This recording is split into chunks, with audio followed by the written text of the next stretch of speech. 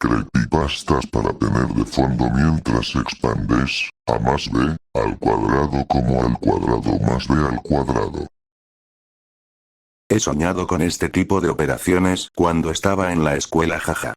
Solo para que no desaprueben sus materias.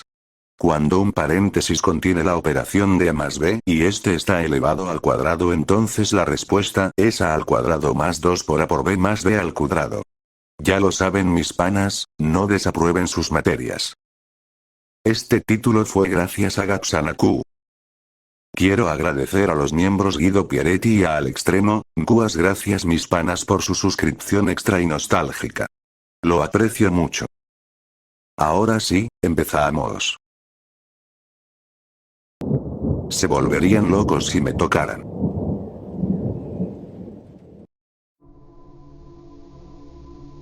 Solía amar mirar el cielo verde antes de que me secuestraran.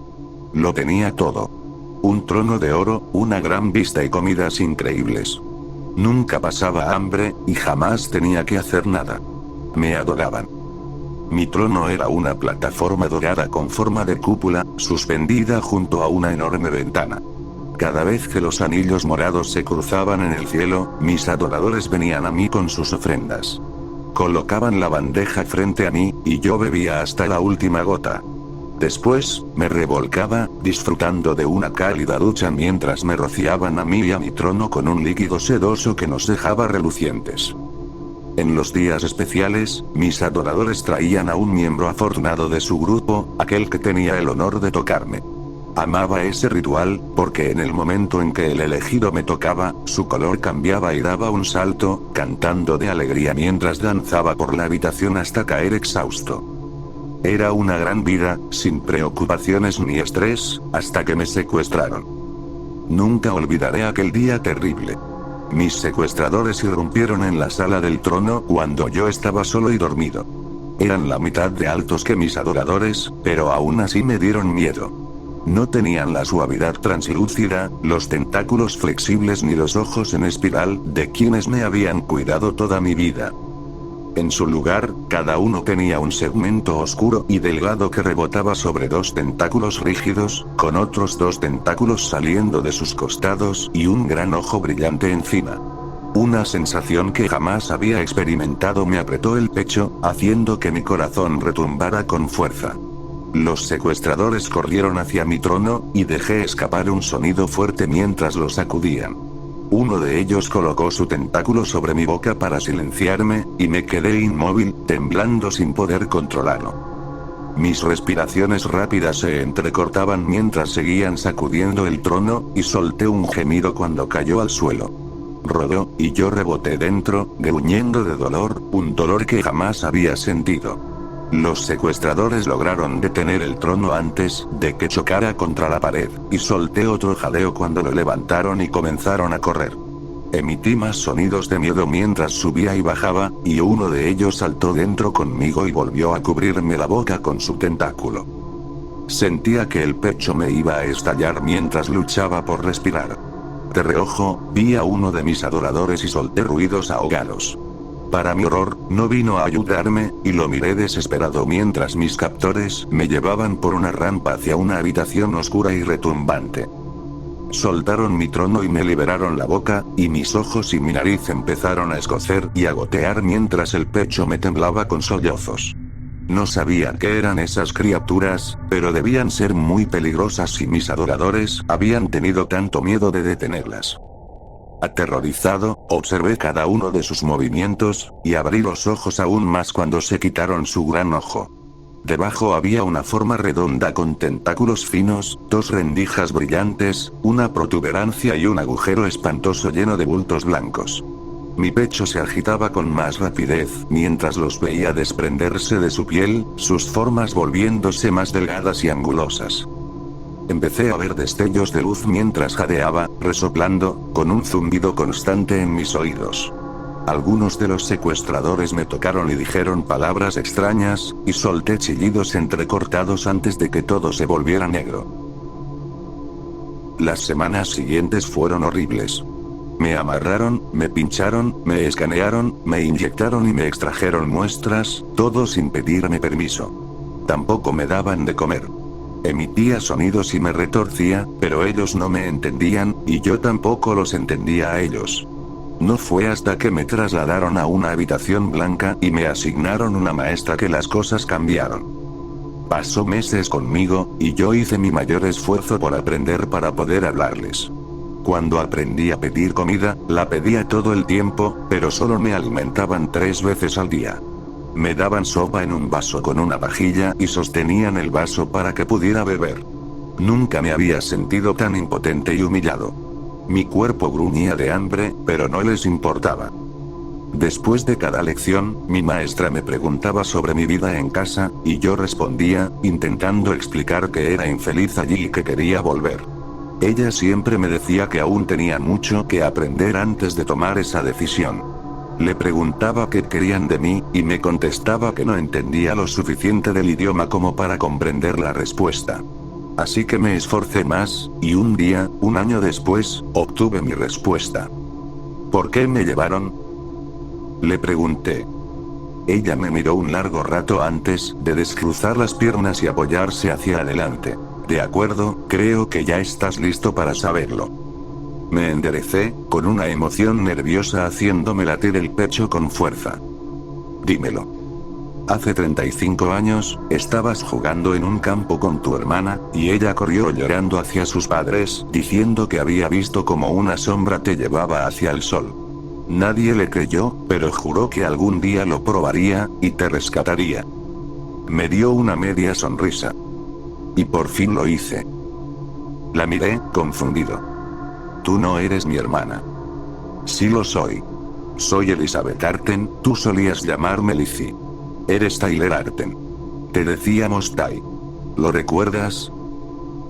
No. Eso no es cierto. Yo no soy como tú. Sí lo eres. Eres un humano. Sacó su teléfono. Mira, estas son fotos nuestras cuando éramos niños. Ese eres tú. Tenías 5 años cuando te llevaron, pero el parecido es innegable. Observé las fotos. Ese no soy yo. No soy humano. ¿Por qué me mientes? No te estoy mintiendo. Eres Tyler. Tu ADN es una coincidencia perfecta. Hemos estado debatiendo cómo contarte esto sin afectarte, pero creo que lo mejor es decirlo directamente. Respiró hondo. Fuiste abducido por extraterrestres. Sí, por ustedes. Quiero saber por qué. Yo era adorado allá. Me amaban. Ay, no te adoraban. Guardó el teléfono y se limpió una lágrima. Te mutilaron y te usaron como arma. Fruncí el ceño. ¿Qué? Te cortaron los brazos y las piernas para que no pudieras escapar, te arrancaron los dientes, y luego te mantuvieron en una jaula y te alimentaron hasta que fuiste tan grande que no podías moverte. No, eso no es verdad. Siempre he sido así. Y no era una jaula, era un trono. Eras muy pequeño para recordarlo, así que, por supuesto, esta forma mutilada es todo lo que conoces. Y sí era una jaula. Te mantenían allí porque eras tóxico para ellos. ¿Qué significa tóxico? Mortal. Un solo toque bastaba para llevarlos a una histeria fatal. Normalmente evitan a los humanos, pero esa tribu arriesgó su vida al usarte como arma para eliminar amenazas al trono. El trono verdadero. Negué con la cabeza. No, eso es mentira. Me amaban. Enloquecían cuando me tocaban porque me veneraban. Ty, ellos. No soy Ty. Sí lo eres. Ya te lo dije, tu ADN lo prueba. La ciencia lo confirma. No hay error. Bajé la mirada, con mis pensamientos y emociones enredándose. ¿Y si tenía razón? ¿Y si de verdad era un humano abducido y mutilado, y no un ídolo venerado? ¿Acaso importaba? Allá era feliz. Lo tenía todo. Ella acercó su silla a mi cama. Pasé años investigando cómo salvarte, y cuando supe que existía una división secreta del gobierno que trata con vida extraterrestre, apliqué de inmediato y trabajé sin descanso con ellos hasta que te encontramos. Me dedicó una sonrisa suave. Ahora estamos intentando que alcances un peso saludable, lo cual debería hacerte sentir mejor en esta gravedad. También conseguimos una silla de ruedas que puedes controlar con la boca y te hicimos una dentadura para que empieces a comer comida sólida. ¿Comida sólida?, pregunté con asco. Sí. Será un proceso lento, ya que tu sistema digestivo no está acostumbrado. Empezaremos con comida blanda. Vivirás conmigo, mamá y papá. Están ansiosos por verte. Y tengo un perro, Patch. Es una dálmata. ¿Recuerdas cómo siempre quisimos tener una después de ver 101 dálmatas? Queríamos llamarla Patch. No. Su sonrisa se debilitó. Está bien, eras muy pequeño. Pero todos están listos para conocerte. Así que, cuando quieras volver a casa, dímelo. Mientras tanto, seguiré viniendo todos los días, y aquí. Colocó una tableta sobre la mesa de la cama. Es igual a la que usamos en las clases, y aquí está el lápiz. Te conseguí uno más grande para que sea más fácil controlarlo con la boca. Puedes contactarme cuando quieras. La miré a los ojos. He escuchado lo que dijiste y ya tomé mi decisión. Quiero volver a casa. A mi verdadero hogar, del que me sacaste. Su sonrisa desapareció. ¿Qué tal si te tomas un tiempo para pensarlo?, dijo con la voz entrecortada mientras se levantaba. Volveré mañana. Buenas noches, Tai. No respondí, y ella se limpió una lágrima antes de dar media vuelta y salir. Sollozando, miré la tableta. No quería estar aquí. Un prisionero, obligado a vivir y comer como ellos. Quería regresar a casa. A donde todo era perfecto.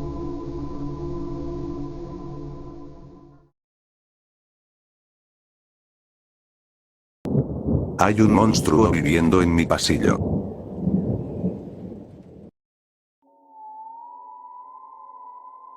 La gente puede acostumbrarse a muchas cosas, incluso, al parecer, a monstruos que viven en sus pasillos. No es específicamente mi pasillo, vivo en un edificio de departamentos, y es el pasillo al que dan todas nuestras puertas, pero hay un monstruo en él. Ninguno de los otros pisos tiene uno, solo el nuestro. Estamos en el último piso, por si eso marca alguna diferencia. He vivido en este edificio durante 5 años y ya me acostumbré al monstruo. Si tiene algún nombre específico para su especie, no lo conozco. Lo he visto 2 veces. La primera vez no tenía idea de lo que era y, por suerte, siempre aparece en el extremo opuesto del pasillo al de mi puerta. Estoy seguro de que alguien eventualmente me habría advertido, pero cuando me mudé mis amigos me ayudaban y supongo que nadie quiso soltar algo tan loco frente a todo un grupo. Durante un par de semanas después de eso no me crucé con ningún vecino, y no soy lo bastante sociable como para buscarlos. Ahora conozco a Sara, y ella conoce a todos los demás del piso, pero en aquel entonces yo estaba totalmente a oscuras. Ese día, cuando llegué a casa, alguien había dejado un pedido de DoorDash en mi puerta. Un par de tés elegantes habían sido entregados, supuestamente a mi departamento, y según el recibo habían estado ahí un par de horas. Me quedé parado, debatiendo la ética de simplemente tomarlos o dejarlos ahí por si la persona que los pidió venía a buscarlos. Me quedé más tiempo en el pasillo del que nunca me había quedado. Más de 4 minutos, y ese es el límite para la maldición que rige el pasillo. Fue el sonido de algo arrastrándose lo que me hizo voltear. El monstruo estaba en el otro extremo. Mi puerta está al este del pasillo, junto a las escaleras, y la criatura aparece siempre por el extremo oeste. Lo más parecido que puedo comparar es con un gorila, pero sin cabeza. No tenía rasgos faciales, ni ojos, ni orejas, ni boca. Solo un enorme cuerpo distorsionado. Se apoyaba en los puños e iba avanzando con ellos, arrastrando su cuerpo y unas pequeñas, vestigiales, piernas. Su cuerpo estaba cubierto de un pelaje verde claro y esponjoso. Imagino que sería suave al tacto, si alguien se atreviera a acercarse lo suficiente. Avergonzantemente, cuando lo vi no reaccioné gritando, ni corriendo, ni tratando de pelear. Solo me sentí confundido. Era tan surrealista que pensé que tenía que ser una broma. Alguien disfrazado tratando de asustarme. Pero mientras se acercaba poco a poco, arrastrándose, comprendí que era real. Mis perros estaban dentro del departamento, pero ya los escuchaba ladrar desesperados. Tenía las llaves en la mano desde antes de ver los test, así que entré a toda prisa. Cerré la puerta con llave. Un minuto después, vi cómo la perilla giraba una vez, y luego otra, como si la criatura la estuviera probando. Empujé el sofá contra la puerta y casi no dormí esa noche. A la mañana siguiente, cuando abrí la puerta con cautela para ir a trabajar, los test seguían ahí en su bolsa de plástico. Mi mejor suposición es que el pedido era para un departamento del piso de abajo que puso mal la dirección. En mi piso, nadie pide comida por apps de reparto, por razones obvias. El edificio solo tiene una década. Lo construyeron 5 años antes de que yo llegara, tengo direcciones de correo electrónico más viejas que eso. Luke se mudó a nuestro piso cuando el edificio era nuevo. No lo conozco mucho, pero Sarah sí, y me contó algunos detalles. No había monstruo cuando él se mudó. La primera aparición fue un año después. No hubo señales extrañas previas, solo un tragaluz roto un par de meses antes, pero no parecía tener conexión con el monstruo. No estoy haciendo una buena defensa para vivir aquí, pero en realidad no es tan malo. Mientras no te quedes demasiado en el pasillo, estás a salvo, y si alguien lo invoca mientras tú estás allí, la rutina es sencilla. Entras a tu departamento, cierras y echas llave. Siempre escuchas antes de abrir la puerta. A veces, en la vida, uno simplemente tiene que lidiar con lo que le toca. Hasta que se mudó el imbécil. El imbécil se mudó hace un par de meses y ha hecho de vivir aquí una pesadilla. Antes, era fácil seguir la rutina y evitar el peligro. Todos tratábamos de minimizar la posibilidad de que apareciera el monstruo. El imbécil no. Parecía no importarle. Casi me mata una semana después de mudarse. Volvía de pasear a mis perros y, al llegar al último tramo de las escaleras, se volvieron locos, tirando de las correas y ladrando desesperados hacia la puerta sin rasgos que daba al pasillo. Mientras intentaba calmarlos, lo escuché. El lento sonido de algo arrastrándose. La perilla comenzó a girar. Esta vez no hubo confusión. Bajé corriendo las escaleras, casi arrastrando a mis pobres perros, pero era cuestión de salvarnos a todos. Escuché abrirse la puerta y seguí corriendo hasta llegar a la planta baja y salir del edificio. Había escuchado que podías seguirte hasta la escalera, pero jamás salía afuera. En ese momento no sabía que era por culpa del imbécil. Pero Sarah me contó después que él no seguía las reglas no escritas. Supuse que lo había invocado sin querer. Al parecer, se quedaba rato en el pasillo. O dejaba que sus amigos se quedaran ahí, quién sabe qué pensarían de la criatura.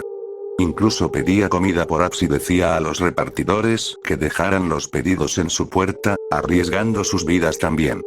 Me enteré porque hace unas semanas, mientras subía, escuché a la pareja del 402 quejarse furiosos de lo injusto que era que él ignorara el acuerdo de convivencia.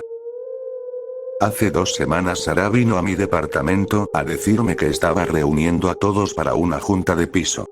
Al menos uno por departamento debía asistir. Excepto el 404, dijo con desprecio mirando a la puerta del imbécil. La reunión sería al día siguiente y recalcó la puntualidad para evitar apariciones del monstruo.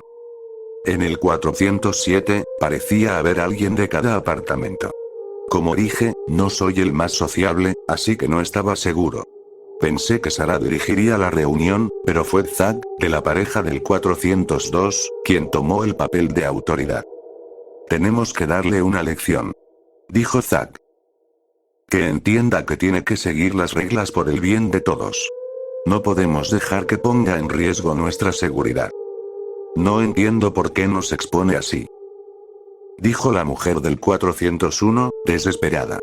Su departamento es el más cercano al extremo por donde aparece el monstruo, y según Luke, por Sarah, era el que más cambios de inquilinos tenía. Derrick sugirió que el imbécil estaba drogado y por eso se quedaba en un pasillo infestado de monstruos. La semana pasada lo encontró ido en el pasillo y tuvo que arrastrarlo hasta su departamento. Fue un milagro que no lo alcanzara. Tenemos que estar todos de acuerdo, si lo hacemos. Como en Asesinato en el Oriente Express. Dijo Sarah, mirando alrededor. Un tipo con mulet que no conocía dijo que no lo había leído. Sarah empezó a explicarle la trama, pero yo ya lo había leído y pensé que quizá estaba sacando la lección equivocada. Tenemos que asustarlo. Que entienda lo serio que es esto. El plan era esperarlo en la escalera durante uno de sus paseos habituales por el pasillo. Conocían su rutina lo suficiente como para predecir cuándo saldría. Todos estuvieron de acuerdo. Algunos con entusiasmo, como Luke.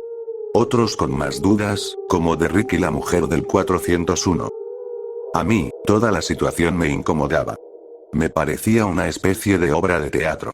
Llamé a la línea de no emergencias de la policía y reporté al imbécil como consumidor de drogas y potencial peligro para sí mismo. Me agradecieron y dijeron que lo seguirían pronto. Intenté mantenerme al margen. Sarah me comentó después que habían hecho un par de intentos, pero él ya había salido o no se había movido de su departamento. Pensé que tarde o temprano se cansarían. Tuve mala suerte. Hace 2 días, al volver a casa, me topé de frente con otro intento de atraparlo. Varios vecinos estaban en lo alto de las escaleras, escuchando junto a la puerta del pasillo. El del mulet, Bruce, me vio antes de que pudiera retroceder. Me aseguró que esta vez lo atraparían. Esperarían hasta 1 hora si hacía falta. Sin poder entrar a mi departamento ni atreverme a volver abajo, me quedé con ellos. No hizo falta esperar tanto. Oímos una puerta abrirse y cerrarse, pero sin pasos hacia la escalera. Solo podía ser él. Nadie más se quedaba en el pasillo. Tras un par de minutos, empezó a caminar hacia nosotros. No salió. No estuvo los 4 minutos completos. Susurró de Rick a Zack. Solo aguanta la puerta. El imbécil intentó abrir, murmurando confundido. El tiempo se alargaba. Evité mirar a los demás. Cuando cambió su tono, supimos que había invocado al monstruo. Seguía confundido, pero ahora enojado. Exigiendo que abrieran. Espera, un poco más. Que pase de su puerta. De Rick y Zack resistieron con fuerza, cerrando el paso. Bruce los ayudó. Los demás pusimos las manos, reforzando. El imbécil maldijo y los golpes cesaron. Seguía gritando, pero apagado. La perilla giró 1, 2 veces. Todos supimos quién estaba ahora afuera. Me pregunté si forzaría la puerta y nos atacaría como una especie de retribución. Pero no lo hizo. Escuchamos su cuerpo arrastrándose, alejándose hacia los gritos y súplicas de él. Poco a poco se volvieron sollozos, ruegos, oraciones, no sé. Si me esforzaba, incluso escuchaba a mis perros ladrar en mi departamento. Luego, silencio. Ni mis perros, ni el imbécil, ni el arrastre. Fui el primero en abrir. Sabía que, si mis perros estaban callados, ya no había nada. Y cuando miré el pasillo, tuve razón. Y eso nos trae al presente. Quiero verlo. Cierro a mis perros en el baño para que no salgan. Abro mi puerta y espero. El monstruo aparece, como siempre, desde el extremo oeste. Nunca había mirado exactamente cómo ocurría. Simplemente surge de la pared, sin ceremonia. Empieza a arrastrarse hacia mí. Temía que llevara puesta la gorra o la camiseta del imbécil, o que reconociera algo suyo en su cuerpo informe. Pero no. Solo vi al mismo monstruo de siempre. Nada había cambiado. Entro a mi departamento, cierro la puerta y la aseguro con llave.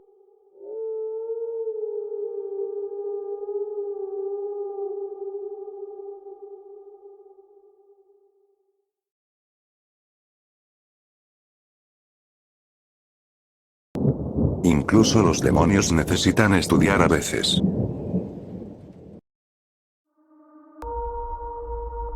Cuando era un niño pequeño, mi papá me dio una vieja caja de cigarros que había pertenecido a mi abuelo. Mi papá no sabía qué había dentro, a pesar de haberla guardado durante años. El abuelo le dio instrucciones estrictas de nunca mirar. Nunca conocí a mi abuelo, murió cuando yo era un bebé, pero mi papá lo quería mucho. Nunca tuvimos mucho en cuanto a cosas materiales, pero siempre tenía una sonrisa para su familia. me dijo mi papá, lo que interpreté tanto como un recuerdo cariñoso como una advertencia de no esperar nada demasiado elegante bajo la tapa. La caja en sí estaba decorada con una colorida escena circense llena de animales exóticos y payasos haciendo equilibrio. El maestro de ceremonias estaba en primer plano, con un cigarro en los dientes. Cigarros finos de Sir Flanagan. Decía el logotipo. Para un humo puro y saludable, siempre. Rompí la frágil banda de goma que había mantenido la tapa cerrada todos esos años y la levanté. Mi padre no tenía que preocuparse de que me decepcionara. Los pequeños y peculiares tesoros que encontré dentro me entusiasmaron, sin importar su valor material. Lo primero que vi fue el ceño fruncido de un pequeño dios demonio de madera de alguna isla exótica y lejana. Tintineando cerca había varias monedas con altivos monarcas mirando hacia afuera. Debajo había varias páginas amarillentas y gastadas cubiertas de extraños jeroglíficos. Las levanté y vi una pulsera de hilo trenzado con dientes de tiburón, de tigre, y de hombre. Había un mechón de pelo de jabalí, una canica de ónix, un boleto de pasajero a Siam. De la época de mi abuelo en la Segunda Guerra Mundial había un cartucho de rifle de latón, cuyo significado quedaba para que yo lo interpretara. En el fondo de la caja había 4 fotos de cabina de mi abuelo, idéntico a mi padre, haciendo muecas para la cámara en lo que debió ser uno de los pocos momentos despreocupados de su vida. Puse la caja en mi cama y, cuando me giré para buscar una lupa, se deslizó al suelo. Fue entonces cuando apareció la carta. Estaba oculta bajo el panel inferior de la caja, varias páginas cubiertas de una escritura apresurada. Me acosté junto a la lámpara de mi mesita de noche y comencé a leer. Querido Ben. Mientras escribo esto, estoy acostado en un viejo hospital de asuntos de veteranos, con un suero en mi único brazo bueno y un catéter en el viejo fusil de batalla. Dicen que están haciendo todo lo posible para mantenerme cómodo, pero si eso fuera cierto me dejarían fumar un maldito cigarro. Al menos han reducido la morfina lo suficiente para que pueda mantenerme despierto y escribir esto. Lo que tengo que contarte es importante. Así que, ¿cómo estás? Te vi por primera vez la semana pasada y no parecías muy feliz. Lindo, claro, pero parecías muy enojado con todo. Resulta que tenías un poco de popó en el pañal. Ya tenemos mucho en común. Tengo que ser honesto. La vida no va a ser fácil. Ciertamente no lo fue para mí. Tu papá, tu abuela y yo tuvimos tiempos difíciles creciendo. Muchas veces, lo único que teníamos éramos nosotros mismos. Pero para ti las cosas van a ser diferentes. ¿Y cómo será eso? Bueno, déjame empezar por el principio. En plena Gran Depresión, yo era un chico de 16 años que había abandonado la secundaria. No era algo tan inusual. Muchos adolescentes dejaban la escuela para intentar mantener a sus familias. Ojalá pudiera decir que esa era mi motivación, pero simplemente no me gustaban los maestros. Pasaba mis días con otros vagos del vecindario. Nos hacíamos llamar la pandilla Runaround. Rompíamos escaparates, robábamos puestos de manzanas, arrancábamos sombreros a los pasajeros de los tranvías. Mis padres hacían lo que podían para controlarme, pero tenían las manos llenas con otros 5 hijos. Yo era un caso perdido. Entonces, un día ya no pudieron ignorarme más. Me arrestaron por robar un costoso collar en una tienda del centro. Era un salto importante respecto a nuestras habituales fechorías menores, y por eso lo hice. Quería impresionar a los otros chicos de la pandilla. Bueno, ellos sí quedaron impresionados. Gritaban mi nombre y aplaudían mientras me veían subir al coche de policía. Los agentes llamaron a mi padre al trabajo. Él era jornalero, así que no solo tuvo que pagar la fianza, sino que también perdió medio día de salario. Te dejaría ahí si no fuera por tu madre. Me dijo. Esta vez realmente le rompiste el corazón. Escuchar eso me mató por dentro. Mi madre era una mujer dulce. Oh, Jimmy. Me dijo cuando llegamos a casa. Lamento que no hayamos estado ahí para ti. Hemos estado tan ocupados que no vimos que nuestro pequeño necesitaba ayuda. Se secó las lágrimas con un pañuelo. Hubiera preferido un coscorrón. No quería que ella se sintiera culpable. Decidí en ese momento que iba a hacerla sentir orgullosa. Hay un barco de carga que zarpa la próxima semana. Tartamudeé. Me inscribí. Me iré 3 meses, pero es buen dinero cuando vuelva. Mis padres se miraron confundidos. Entonces mi papá dijo: más vale que no nos estés tomando el pelo. En cierto modo, lo estaba. No me había inscrito en ningún barco, pero realmente quería hacerlo. Por suerte, al día siguiente encontré uno que necesitaba trabajadores. Me sorprendió que contrataran a un tonto joven como yo, hasta que me dijeron cuánto pagaban. Era un sueldo miserable, pero ayudaría.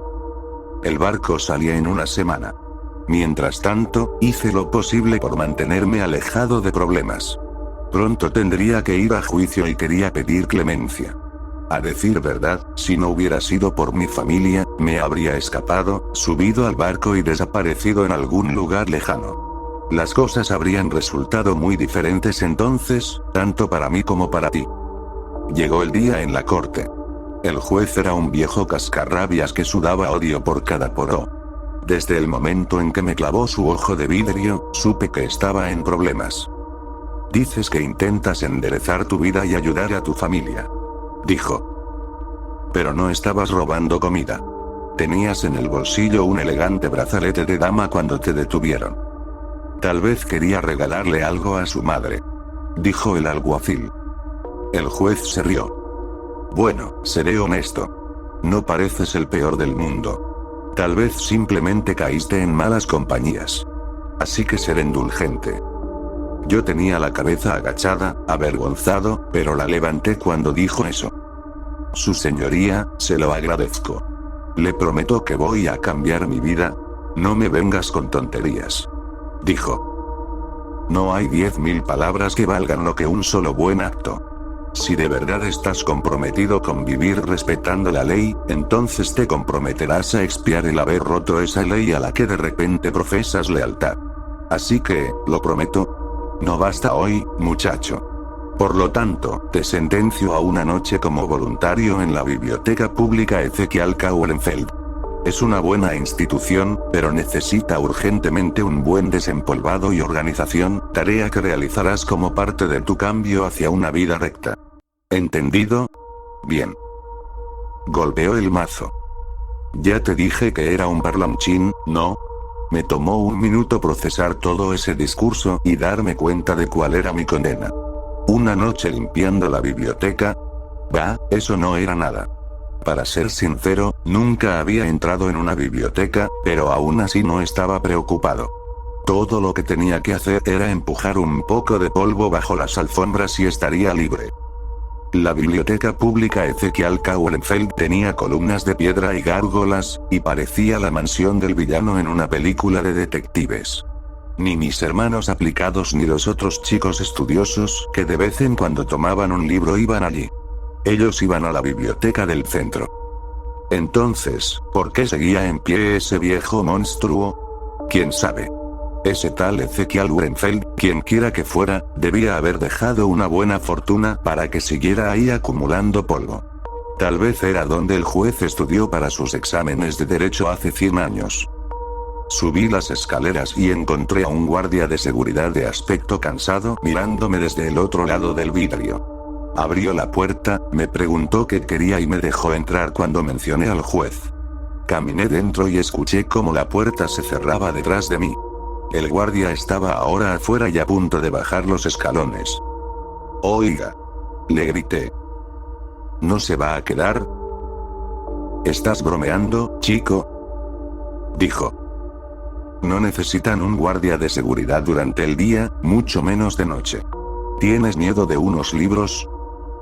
Bajó las escaleras sin esperar respuesta. Perfecto. Tenía el lugar para mí solo. Solté uno y miré alrededor. Estaba de pie sobre una alfombra rojo oscuro, gastada hasta los hilos en el pasillo. Había algunos escritorios con sillas y, a lo largo de las paredes, estantes independientes llenos de libros. No había luces eléctricas, solo una enorme ventana muy alta en la pared. El entresuelo se alzaba arriba, con la escalera a mi izquierda. Parecía haber más mesas y estanterías allí, además de una estatua de bronce verdoso de un hombre apoyando la mano en la empuñadura de una espada mientras miraba por la gran ventana. Vaya, pensé. Este lugar es enorme. No sabía por dónde empezar. Encontré el armario del conserje, saqué una escoba y empecé a barrer. En minutos tenía un montón de suciedad lo bastante grande como para saltar sobre él. Lo recogí, lo tiré a un cubo y pasé un trapo por una de las mesas. Una nevada de polvo cayó al suelo recién barrido. Tal vez lo de la limpieza no era lo mío. Decidí tomar un descanso, habiendo trabajado ya 10 minutos. Paseé por los estantes, mirando de vez en cuando los lomos de los libros. Nunca he sido mucho de leer, a menos que cuenten los cómics. Aún así, pensé que podría haber alguna novela de ciencia ficción para pasar el rato, con suerte con ilustraciones. Pero no tuve suerte. De hecho, me costaba leer los títulos. Sobre el reclutamiento de los lujuriosos y de baja cuna para tareas indecorosas. Cómo matar a los molestos. El libro de la mitad invisible. Enciclopedia de deformidades espirituales. Y así. Finalmente encontré uno que me gustó y lo guardé en la parte trasera de mis pantalones para más tarde. Luego otro me llamó la atención. Estaba en un estante alto. Rojo y grueso como una Biblia. Lo saqué y casi me lo dejo caer en la cabeza, era tan pesado. El título era: El ajuste de cuentas de Su Majestad. Tuve suerte. Este sí tenía ilustraciones. Pero no eran del tipo que normalmente me gustaban. La primera era un grabado en madera de un hombre sonriendo mientras se prendía fuego. La siguiente mostraba unas figuritas atando a alguien a su cama y apuñalándolo. Uf. No era precisamente Mosquito Man contra Supercat. Intenté devolver el libro, pero se me resbaló de las manos y cayó con un golpe al suelo. Entonces lo escuché. Un largo silencio desde el otro lado de la sala. Me quedé congelado, escuchando. Nada. Salí de entre los estantes y llamé. ¿Hola? Silencio. Miré hacia el entresuelo. La estatua miraba al frente, arrogante. Las nubes tapaban la luna tras la ventana. ¿Hay alguien ahí? Pregunté. Silencio. Esta vez, más fuerte. Entrecerré los ojos, intentando ver en la oscuridad entre dos estanterías. Había otra estatua allí. Un hombre con peluca empolvada como las de George Washington y los de su época. Entonces las nubes se movieron y la luz de la luna lo iluminó. No era una estatua. Era un hombre real, solo que su cara no tenía piel. Eran solo venas y músculos, con ojos sin párpados y dientes sin labios. Tropecé hacia atrás. Cuando miré otra vez, el hombre había desaparecido. ¿Qué te pasó? Dije. ¿Estás bien? Algo raspó el suelo detrás de mí. Me giré para ver a una chica, más o menos de mi tamaño, de espaldas, deslizándose hacia atrás arrastrando los talones por el mármol. Tenía el cabello trenzado en dos coletas. Vestía un viejo vestido verde, roto y sucio. Abría y cerraba las manos mientras avanzaba hacia mí. De pronto, empezó a ladrar, sacudiendo la cabeza hacia adelante con cada ladrido. Rarararara. Parecía que lo hacía hacia los estantes, pero sabía que era para mí. Estaba a solo unos pasos. No podía ver su cara, pero sí la saliva volando de su boca mientras sus ladridos se volvían más feroces. Eso fue suficiente para mí. Corrí hacia la puerta, esperando que estuviera cerrada, pero se abrió de golpe. Corrí hasta mi casa. Mi papá seguía despierto. Iba a regañarme, pero al ver mi cara, solo negó con la cabeza y murmuró. Bueno. Supongo que estás vivo. Lo estaba, pero esa era toda la buena noticia. Bajé la cabeza y me fui a la cama. Había dejado que unas estatuas raras y una bromista ladradora me asustaran. Ahora no podría irme en el barco. El único lugar al que iría sería la cárcel, cuando el juez se enterara. Pero no lo hizo. De hecho, no estoy seguro de que siquiera me recordara. Estaba en la sala con otros 20 sinvergüenzas y me acerqué corriendo cuando dijeron mi nombre. Leyó mi declaración, se encogió de hombros y me dejó ir. Espero que hayas aprendido la lección. dijo sin mirarme, y llamó al siguiente acusado. Ojalá ahí terminara mi historia, pero no fue así. Esa noche, después de cenar frijoles y galletas, estaba en el ático estudiando. Sí, estudiando. Pese a mi experiencia en la biblioteca, empezaba a darme cuenta de la importancia de la educación. Hice una pausa, recostándome en la pared y mirando por la ventana redonda del ático. Las calles estaban tranquilas y las luces de las casas, apagadas. Entonces la vi. La chica que ladraba en la biblioteca. Seguía de espaldas y no podía ver su cara. Casi agarré un martillo u otra cosa como arma, pero lo pensé mejor. Sabía a lo que venía. Bajé las escaleras y pasé de puntillas junto a mis padres en la sala. Corrí por las calles, la chica había desaparecido. Pero entonces escuché un único ladrido seco detrás de mí. Estaba a un paso. Pude ver la nuca. Roja e irritada, como si hubiera tenido una cuerda atada. Ya no ladraba, pero su respiración era áspera, como si tuviera piedras en los pulmones. Le tendí el libro que había tomado de la biblioteca. La chica estiró el brazo hacia atrás. Era un ángulo incómodo, pero agarró el libro con facilidad y lo trajo hacia adelante. Luego empezó a girar la cabeza hacia un lado, muy lentamente, pero justo antes de que pudiera verle el perfil, dio un tirón con la cabeza hacia atrás y salió corriendo hacia la oscuridad. Así que, mi querido nieto, esa fue, sin lugar a dudas, la experiencia más formativa de mi vida. Por si te lo estabas preguntando, sí logré subir a ese barco de carga. Fue un viaje asqueroso, lleno de ratas y mareos, pero al menos me pagaron. No mucho después, me reclutaron en el ejército. Por suerte, nunca estuve en combate real, aunque perdí a algunos amigos que sí lo estuvieron. Conocí a tu abuela cuando salí. Me esforcé mucho por darle a ella y a tu padre una buena vida, pero no fue todo lo que pude hacer. Tenía restricciones. Probablemente te estés preguntando qué demonios quiero decir con eso. Si encontraste esta carta, entonces lo sabrás. Te quiero, chico. Y recuerda, no robes en las tiendas. Abuelo. En ese momento, no supe bien qué pensar, salvo que era una historia entretenida. Las líneas del final sobre las restricciones me dejaron desconcertado. Fue entonces cuando miré más de cerca las hojas amarillas dobladas que estaban inocentemente en la caja de cigarros, aquellas marcadas con extraños jeroglíficos. Me llevó años descifrarlas todas, pero cuando lo hice, casi me desmayo ante la magnitud de mi descubrimiento. Aparentemente, mi abuelo había arrancado algunas páginas del libro que había tomado de la biblioteca.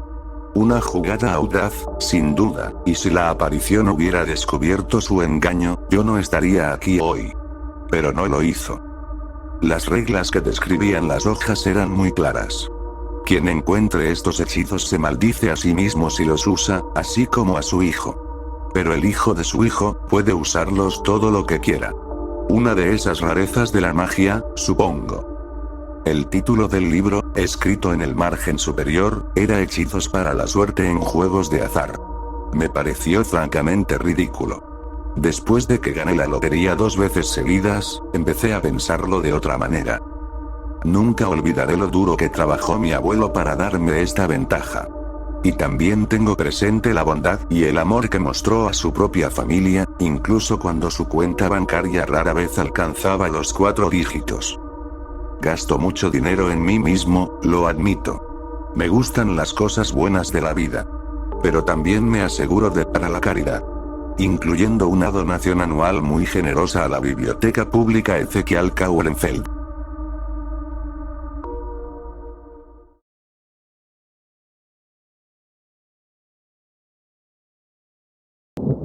Por favor, disculpe.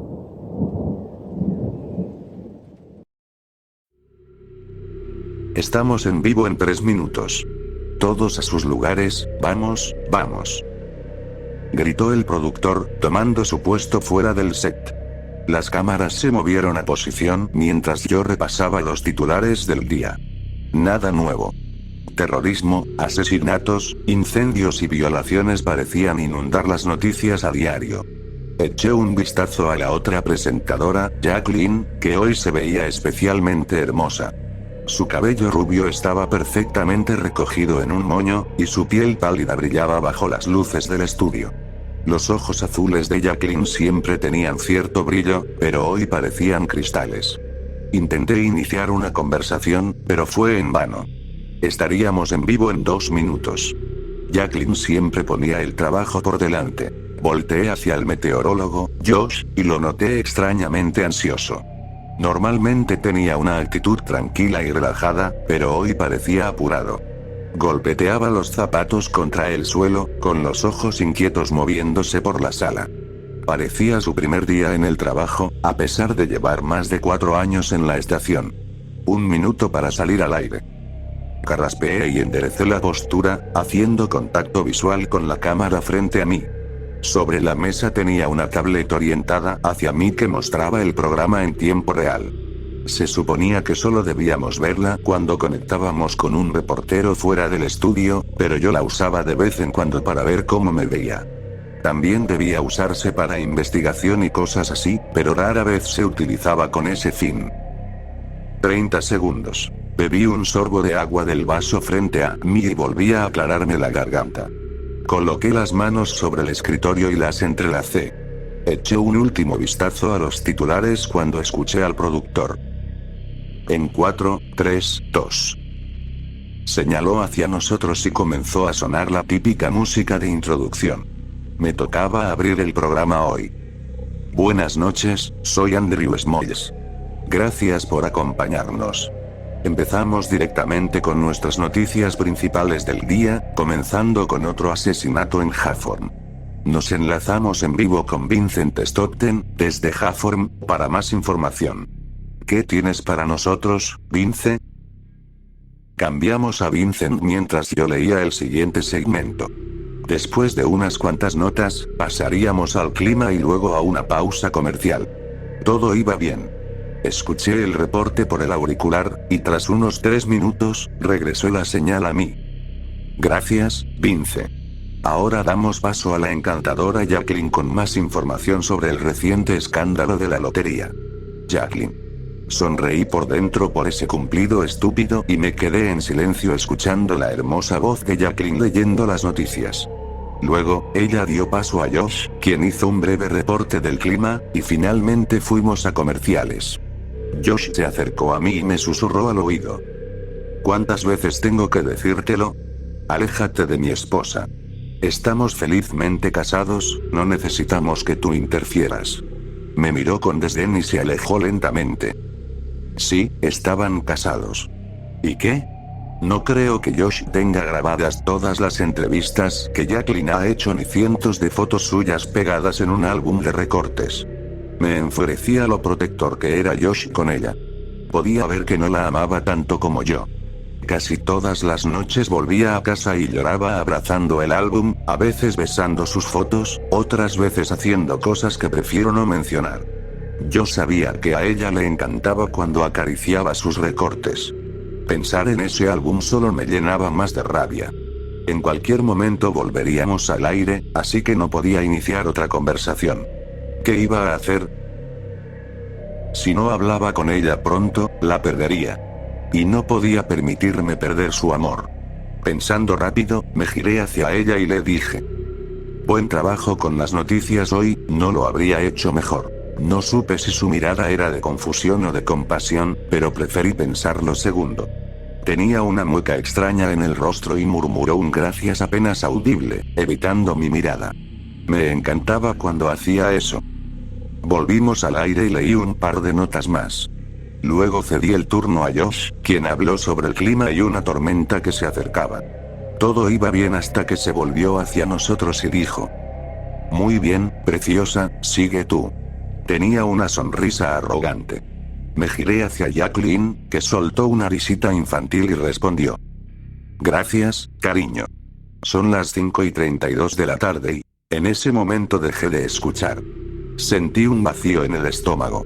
¿Cómo podía Josh decir algo así? ¿Y cómo Jacqueline aceptarlo con esa sonrisa? Palidecí y empecé a sudar como nunca. Mi odio por Josh y mi amor por Jacqueline crecían de forma descontrolada mientras metía la mano al bolsillo. Nunca pensé que llegaría a usar esto, pero sabía que tarde o temprano tendría que proteger a mi mujer de esa bestia. No podía perderla. En medio del reportaje de Jacqueline, solté de pronto. Jacqueline, solo quiero decirte algo. Eres la mujer más hermosa que he conocido y paso cada instante de mi vida pensando en ti. No entiendo por qué nuestro amor se está desvaneciendo ni por qué no estás siendo fiel a ti misma. Lo veo en tus ojos. Crees que amas a Josh, pero en el fondo sabes que me amas a mí. Sabes muy bien que quieres estar conmigo por el resto de tu vida. Podemos escapar ahora mismo, empezar una nueva vida. Te presentaría a mis padres, y...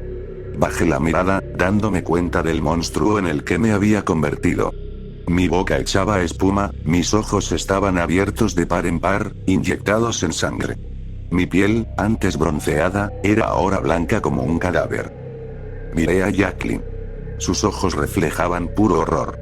Sin pensarlo, saqué el arma que había llevado cada día en el bolsillo, por si algún día algo le pasaba a mi Jacqueline.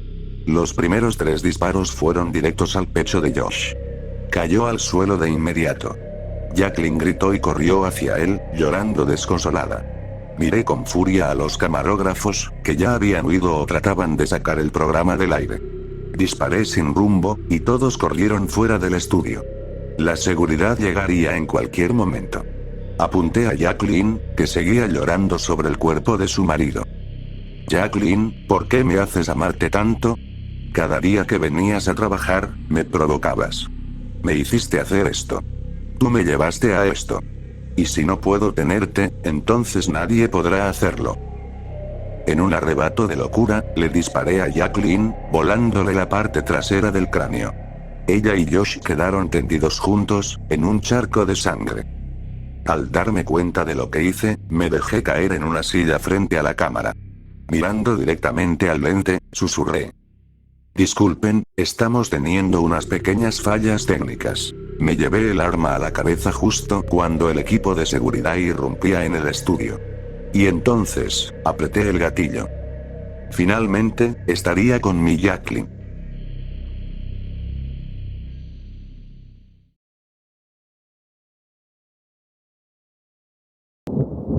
No dejes entrar al hombre frío.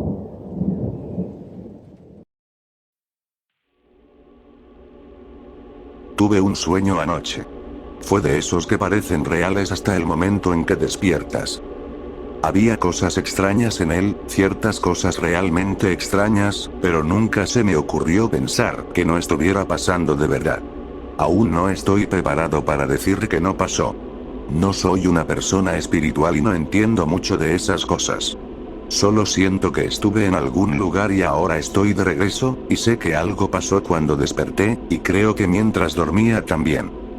Me fui a la cama anoche con una sensación rara. Todos recordamos momentos en los que sentimos que nos observan, pero esto era más que eso. Sentía que había alguien ahí conmigo, pero aún así, no pude evitar dormirme. No recuerdo exactamente cómo empezó el sueño. Lo primero que recuerdo es estar en mi casa y salir a caminar. Todas las casas de mis vecinos habían desaparecido. Estaba caminando por un camino largo y vacío, y no había nadie más que yo. No recuerdo qué estaba haciendo en mi casa antes de salir, pero puede que haya estado ahí un buen rato antes de empezar a caminar. Recuerdo sentir una fuerte necesidad de caminar. Sin embargo, me sentía bien caminando por ese camino. Hacía frío y estaba oscuro, y me sentía un poco perdido, pero no tenía miedo, no como cuando estaba en mi cuarto. No sé cuánto tiempo estuve en ese camino. Se sintió como mucho tiempo. Como si hubieran pasado días, pero nunca me sentí cansado y solo quería seguir caminando. El camino cambió después de un rato.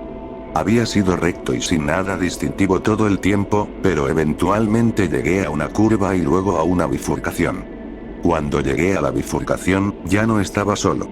Una voz conocida me llamó desde un costado del camino. «Qué bueno verte», susurró la voz.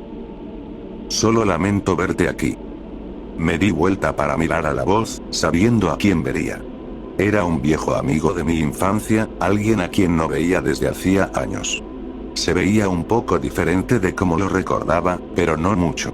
Obviamente era mayor que la última vez que lo vi, pero de alguna forma parecía al menos unos años menor que yo, aunque se supone que tenemos la misma edad. También estaba muy pálido. Increíblemente blanco, de hecho, y tenía unas ojeras profundas de un azul sólido. Igual que sus labios. ¿Qué haces aquí?, le pregunté. Vine a advertirte, respondió. Obviamente, puse toda mi atención. Hay un hombre en tu casa ahora mismo, explicó. ¿Cómo que hay alguien en mi casa? Si yo estaba ahí, creo. En realidad, no sabía cuánto tiempo hacía que había estado ahí. No estaba seguro de cuánto tiempo había estado caminando. No entiendes, tartamudeó mi amigo, visiblemente nervioso. Está realmente en tu casa ahora mismo. No tenía idea de qué hablaba, pero sentí curiosidad. ¿Quién es?, le pregunté. Es el hombre frío. Viene a las casas de la gente de noche, cuando tienen miedo. ¿El hombre frío? Nunca había escuchado de alguien así. Quise saber más, así que pregunté. ¿Qué hace? Espera a que lo noten, y entonces actúa. ¿Sabes ese escalofrío que sientes en la espalda cuando algo te asusta de verdad? No son solo nervios. Es él parado detrás de ti. ¿Para qué?, pregunté. ¿Qué hace cuando te das cuenta de que está ahí? Mi amigo bajó la mirada y apartó la vista. No quiso responder a esa pregunta. Solo no lo dejes entrar, advirtió. ¿Qué quieres decir? Puede estar cerca para siempre, explicó mi amigo. Va a caminar por tu casa en la noche, incluso se va a quedar parado en tu cuarto mientras duermes, como está en el tuyo ahora mismo. Puede saber dónde estás. Incluso puede estar mirándote directamente, pero no te va a encontrar a menos que lo dejes. ¿Cómo te encuentra? O sea, ¿cómo lo dejas entrar? Mi amigo miró a ambos lados del camino, como temiendo que alguien lo oyera. Se inclinó muy cerca de mí y susurró. Si lo ves, si lo oyes, o si de repente empiezas a sentir mucho frío, no te muevas. No le hables. No lo reconozcas. Nunca lo dejes entrar. No entiendo, admití. ¿Cómo me deshago de él? No puedes, respondió mi amigo en voz baja y temblorosa. Mira, se me acabó el tiempo. ¿Se te acabó el tiempo?, repetí, sin entender bien a qué se refería. Mi amigo negó con la cabeza. Tenía los ojos bien abiertos y estaba temblando.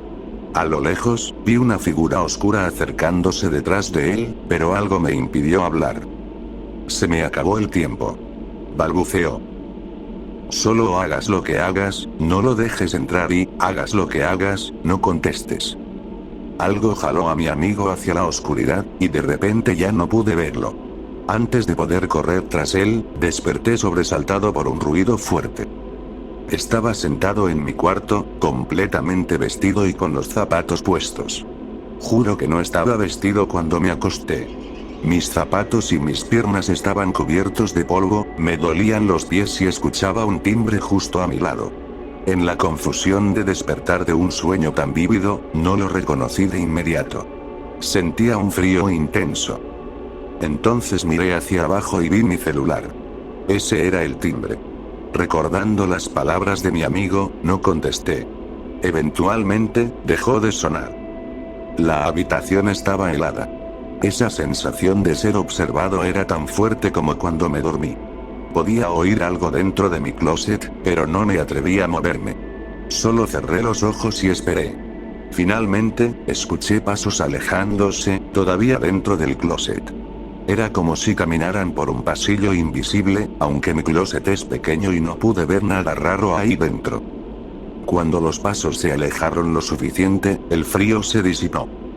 No entró esta vez.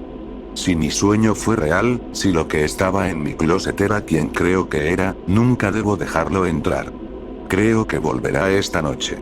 Es cuando se supone que viene, como dijo mi amigo.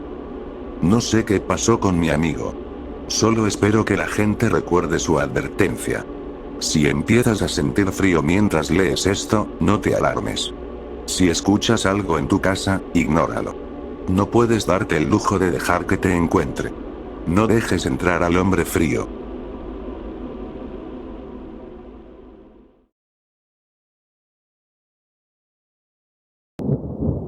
Rincones oscuros.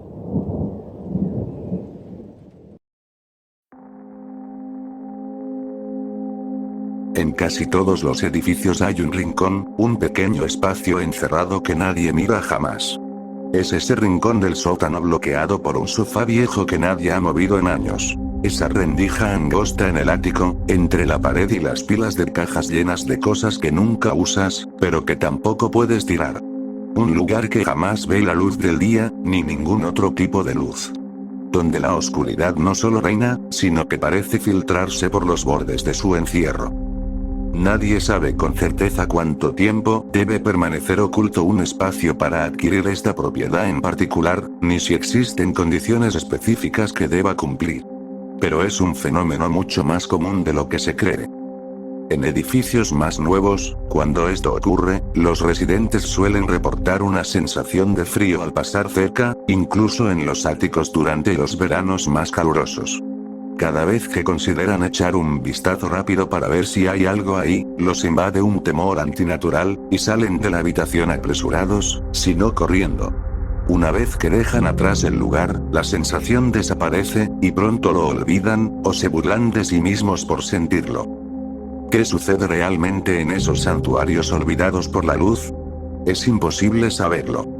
Aunque muchos de estos rincones han sido descubiertos sin revelar nada en absoluto, algunos valientes han perdido la cordura con solo una mirada dada en el momento equivocado. Lo más seguro que puedes hacer si te encuentras con uno de estos fenómenos es esto. Cierra los ojos, retira la cubierta del lugar de un solo tirón, y sujétala con fuerza. No importa lo que escuches o sientas, no te levantes, no mires a tu alrededor, y no intentes taparte los oídos. Tal vez seas uno de los afortunados.